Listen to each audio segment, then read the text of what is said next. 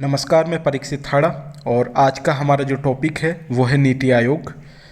हम सब जानते हैं कि योजना आयोग के स्थान पर एक नई संस्था के रूप में 1 जनवरी 2015 को ये अस्तित्व में आया है। इसका जो फुल फॉर्म है नीति आयोग का वो है national institution for transforming India और प्रधानमंत्री की अध्यक्षता वाला ये आयोग सरकार के थिंक टैंक के रूप में अर्थात बौद्धिक संस्थान के रूप में कार्य करता है। केंद्र सरकार के साथ साथ राज्य सरकारों के लिए भी नीति निर्माण का कार्य ये नीति आयोग करता है। केंद्र और राज्य सरकारों को राष्ट्रीय और अंतर्राष्ट्रीय महत्व के मुद्दों पर रणनीतिक और तकनीकी सलाह भी ये आयोग देता है। पहले पंचवर्षीय योजनाएं चला करती थी, अब उन पंचवर्षीय योजनाओं के भावी स्वरूप आदि के संबंध में सरकार को सलाह यही आयोग देता है। इस आयोग के जो प्रथम उपाध्यक्ष अरविंद पनगड़िया थे और वर्तमान में श्री राजीव कुमार नीति आयोग के उपाध्यक्ष हैं। अध्यक्ष इनके हमारे प्रधानमंत्री जी श्री नरेंद्र मोदी हैं। अब इस नीति आयोग के बारे में हम विस्तार से चर्चा करते हैं। तो राष्ट्रीय भारत परिवर्तन संस्थान, इसे हम कहें the national institution for transforming India, इसका गठन 1 जनवरी 2015 को हुआ और केंद्रीय मंत्रिमंडल के एक प्रस्ताव के माध्यम से इसका निर्माण किया गया। भारत के एक प्रमुख नीतिगत थिंक टैंक के रूप में ये संगठन उभरा है और सहकारी संघवाद, इस शब्द को ध्यान रखिए, महत्वपूर्ण शब्द है, सहकारी संघवाद की भावना को बढ़ावा देता है ये संगठन। इसके कार्यों की अगर बात करें, नीति आयोग के कार्यों की, तो सहकारी संघवाद को संदर्भित करने वाले प्रमुख कार्य निम्नलिखित हैं। पहला है राष्ट्रीय उद्देश्यों को दृष्टिगत रखते हुए राज्यों की सक्रिय भागीदारी के साथ राष्ट्रीय विकास प्राथमिकताओं, क्षेत्रों तथा रणनीतियों का एक साझा दृष्टिकोण विकसित करना, अर्थात जिसमें राष्ट्रीय स्तर और राज्य स्तर दोनों की सक्रिय भागीदारी महत्वपूर्ण मानी गई है। सशक्त राज्य ही सशक्त राष्ट्र का निर्माण कर सकता है, ये हम सब जानते हैं। और इस तथ्य की महत्ता को स्वीकारते हुए राज्यों के साथ लगातार संरचनात्मक सहयोग की पहल और तंत्र के माध्यम से सहयोगपूर्ण संघवाद को बढ़ावा देने का कार्य नीति आयोग करता है। नीति आयोग के अन्य उद्देश्यों की हम बात करें तो ग्रामीण स्तर पर विश्वसनीय योजना तैयार करने के लिए एक तंत्र को विकसित करने का कार्य नीति आयोग करता है। और एक अन्य उद्देश्य इसका यह है कि ये आर्थिक प्रगति के लाभों से वंचित समाज के वंचित वर्गों पर विशेष ध्यान केंद्रित करता है। रणनीतिक और दीर्घकालिक नीति की रूपरेखाओं का निर्माण तथा उनकी प्रगति एवं क्षमताओं की निगरानी का कार्य भी नीति आयोग द्वारा किया जाता है। इसी प्रकार राष्ट्रीय और अंतर्राष्ट्रीय विशेषज्ञों, पेशेवरों तथा अन्य हितधारकों के एक सहयोगात्मक समुदाय के माध्यम से ज्ञान, नवाचार और उद्यमिता समर्थन प्रणाली का सृजन भी नीति आयोग करता है। नीति आयोग क्यों महत्वपूर्ण है, इसका क्या महत्व है, ये हम समझते हैं। तो नीति आयोग की कार्यप्रणाली में राज्य सरकारों को प्रमुखता प्रदान की गई है, जबकि योजना आयोग के समय ऐसा नहीं था। तो सरकारों को प्रमुखता प्रदान की गई है तथा यह केंद्रीय मंत्रालयों और राज्यों एवं केंद्र शासित प्रदेशों के मध्य मुद्दों के समाधान की प्रक्रिया को भी गति प्रदान करता है।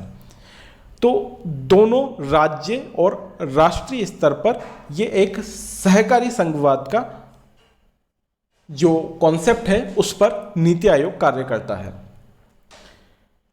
प्रतिस्पर्धात्मक संघवाद की हम बात करें इसके महत्व में जो पहला था वह सहकारी संघवाद था। अब हम बात कर रहे हैं प्रतिस्पर्धात्मक संघवाद की।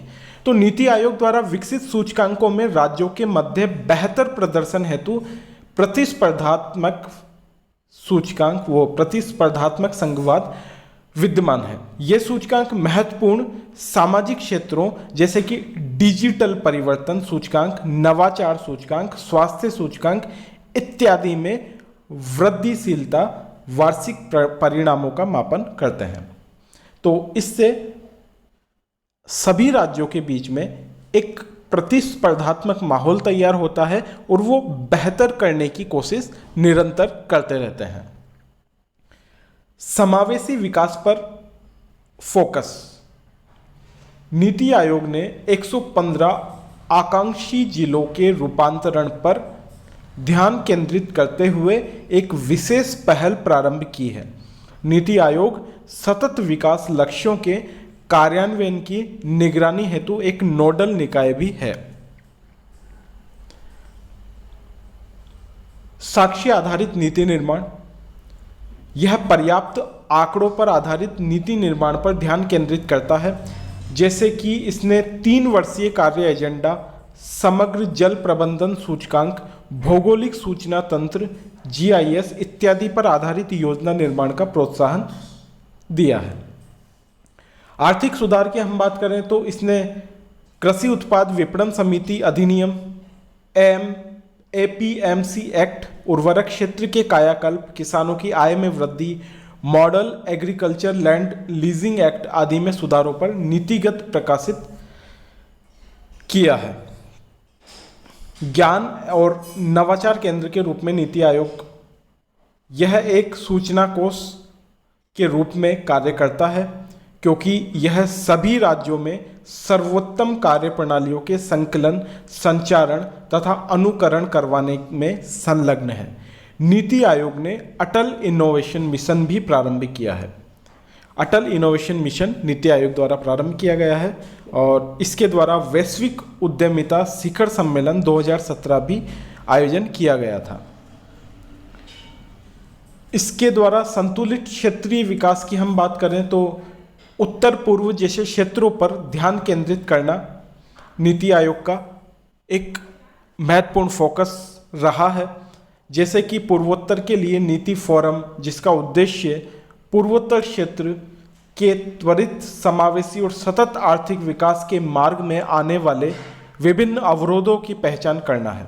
इस नीति फोरम की सह अध्यक्षता नीति आयोग के उपाध्यक्ष द्वारा की जाती है। अब नीति आयोग के इतने सारे जो कार्य थे, जो इसकी भूमिका थी, उनके बारे में हमने बात की। इसके समक्ष कुछ चुनौतियां भी हैं जिनकी हम बात कर लेते हैं।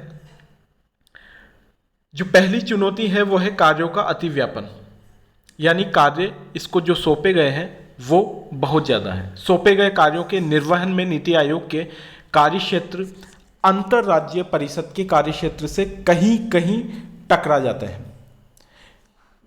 अंतर्राज्यीय परिषद एक संवैधानिक निकाय है। वर्तमान में अंतर विभागीय समन्वयन की जिम्मेदारी कैबिनेट सचिव के कार्यालय पर होती है और उसके लिए समन्वयन प्राप्त करना मुश्किल हो जाता है। समृद्ध राज्यों का पक्ष, इसके समक्ष दूसरी जो चुनौती है वो है समृद्ध राज्यों का पक्ष। प्रतिस्पर्धात्मक संघवाद को प्रोत्साहन देने से पहले से ही समृद्ध राज्यों को अधिक लाभ हो सकता है, जबकि पिछड़े राज्यों को हानि हो सकती है। सांविधिक प्रकृति का अभाव। तो जो ये नीति आयोग है एक कार्यपालिका प्रस्ताव द्वारा स्थापित किया गया है और इसमें सहकारी हस्तक्षेप की अत्यधिक संभावना है। सक्रिय कार्यवाही योग्य लक्ष्यों का अभाव, जो इसकी अगली चुनौती है। इसे कुछ चुनौतियों के समाधान हेतु सक्रिय उपाय करने की आवश्यकता है, जैसे रोजगार के अवसरों का सृजन, आर्थिक विकास में वृद्धि, यहाँ तक कि इसका 3 वर्षीय कार्यवाही एजेंडा भी आने वाली चुनौतियों हेतु अति विस्तारित दृष्टिकोण रखता है। अगली जो चुनौती है वो है कार्यान्वयन पर सीमित फोकस। ये अपनी अनुशंसाओं के व्यावहारिक पहलुओं पर पर्याप्त ध्यान नहीं देता है, जैसे कि नौकरशाहों के उत्तरदायित्व का निर्धारण करना, सरकार नागरिकता अंतःक्रिया इत्यादि। ये इसके द्वारा प्रस्तुत अनुशंसाओं के लिए अत्यावश्यक है, किंतु इन पहलुओं पर ध्यान न दिए जाने से यह अनुशंसाएं मात्र दस्तावेजों के रूप में धरी रह जाती है। नीति आयोग की प्रशासनिक संरचना की हम बात करें तो इसके अध्यक्ष प्रधानमंत्री होते हैं। उपाध्यक्ष की नियुक्ति प्रधानमंत्री द्वारा की जाती है। एक संचालन परिषद होती है इसकी, जिसमें सभी राज्यों के मुख्यमंत्री और केंद्र शासित प्रदेशों के उपराज्यपाल शामिल होते हैं। जो इसकी क्षेत्रीय परिषद होती है उसमें विशिष्ट क्षेत्रीय मुद्दों को संबोधित करने के लिए प्रधानमंत्री या उसके द्वारा जो व्यक्ति नामित होता है मुख्यमंत्री और उपराज्यपालों की बैठक की अध्यक्षता करता है। जो इसकी तदर्थ सदस्यता होती है उसमें अग्रणी अनुसंधान संस्थानों से बारी बारी से 2 पदेन सदस्य आते हैं और पदेन सदस्यता प्रधानमंत्री द्वारा नामित केंद्रीय मंत्रिपरिषद के अधिकतम 4 सदस्य इसमें होते हैं। मुख्य कार्यकारी अधिकारी इसका जो सीईओ होता है, भारत सरकार का सचिव, जिसे प्रधानमंत्री द्वारा एक निश्चित कार्यकाल के लिए नियुक्त किया जाता है, और विशेष आमंत्रित सदस्य प्रधानमंत्री द्वारा नामित विभिन्न क्षेत्रों के विशेषज्ञ हो सकते हैं। नीति आयोग के 2 प्रमुख हब होते हैं। इसमें जो पहला हब है वो है टीम इंडिया हब, जो राज्य और केंद्र के बीच इंटरफेस का काम देखता है, और दूसरा जो इसका हब है वो है ज्ञान और नवोन्मेष knowledge and innovation hub. NITI Aayog के थिंक टैंक की भांति कार्य करता है, और नीति आयोग ने 3 दस्तावेज जारी किए हैं, जिसमें 3 वर्षीय कार्य एजेंडा, 7 वर्षीय मध्यम अवधि की रणनीति का दस्तावेज और 15 वर्षीय लक्ष्य दस्तावेज शामिल हैं। तो ये इसके ज्ञान और नवोन्मेष हब में आते हैं। अब हम बात करते हैं कि जो पहले व्यवस्था थी योजना आयोग की और जो अब व्यवस्था की गई है नीति आयोग की, इन दोनों में अंतर क्या है, क्यों जरूरत पड़ी नीति आयोग की, इनमें क्या प्रमुख अंतर है।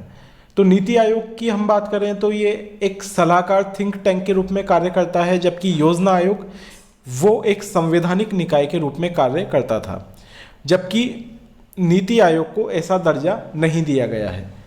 नीति आयोग में सदस्यों की व्यापक विशेषज्ञता पर बल देता है, जबकि योजना आयोग सीमित विशेषज्ञता पर निर्भर था। नीति आयोग यह सहकारी संघवाद की भावना पर कार्य करता है, क्योंकि यह राज्यों की समान भागीदारी सुनिश्चित करना चाहता है, जबकि योजना आयोग इसकी वार्षिक योजना बैठकों में राज्यों की भागीदारी बहुत कम रहती थी। राज्यों को शामिल करने पर योजना आयोग का कोई जोर नहीं था। नीति आयोग प्रधानमंत्री द्वारा नियुक्त सचिवों को सीईओ के रूप में जाना जाता है, जबकि योजना आयोग में क्या होता था, सचिवों को सामान्य प्रक्रिया के माध्यम से नियुक्त किया जाता था। नीति आयोग में बॉटम अप अप्रोच पर कार्य किया जाता है, जबकि योजना आयोग में टॉप डाउन अप्रोच पर कार्य किया जाता था। नीति आयोग नीतियां लागू करने का अधिकार नहीं है, जबकि योजना आयोग राज्यों के लिए नीतियां बनाता था और स्वीकृत परियोजनाओं के लिए धन भी आवंटित करता था। नीति आयोग धन आवंटित करने की शक्तियां नीति आयोग में नहीं हैं और वित्त मंत्री में निहित है, जबकि योजना आयोग के समय मंत्रालयों और राज्य सरकारों को धन आवंटित करने की शक्तियां प्राप्त हुआ करती थी। कुछ महत्वपूर्ण तथ्य नीति आयोग के बारे में है कि नीति आयोग की संरचना में अध्यक्ष, उपाध्यक्ष और सीईओ पूर्णकालिक होते हैं। इसके जो सदस्य होते हैं फुल टाइम मेंबर, पदेन सदस्य, शासी परिषद तथा विशेष आमंत्रित सदस्य इसमें शामिल होते हैं।